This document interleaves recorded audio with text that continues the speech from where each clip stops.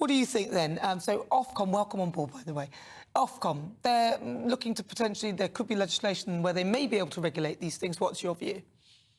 Great, Nana, thank you so much. I think this is just another example of socialists doing that, trying to expand the powers of the state. Harry and Meghan, they're complete idiots. They've exposed themselves as privileged narcissists, and I think the Netflix documentary has just further proven that. You know, freedom of speech is giving people the freedom to make themselves look like an idiot, which Harry and Meghan have done. Like, this Netflix documentary has not been popular for them, so I think it's a good thing that they have the freedom to expose themselves like that.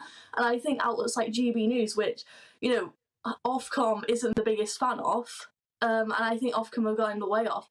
You know, we shouldn't be expanding their powers, and outlets like GB News have provided meaningful criticism and scepticism of Harry and Meghan's documentary. I think that's the power of freedom of speech. I think we should be allowing more freedom of speech, not less. But what about the stuff that they're actually making stuff up or editing things where it's clear that that has been doctored in some way? Do you still think they should allow them to do that so we can expose that they've done this? Again, like, I think GB News, for example, have provided great commentary and great stories on that, exposing them. And again, like, as you said before, Harry and Meghan probably knew that people like Piers Morgan were going to, you know, scrutinise what they were going to say.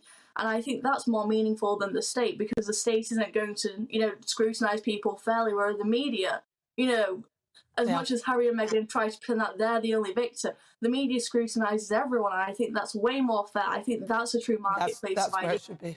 Well, listen, Jess, thank you very much. Very, very eloquent. Definitely get Jess back on.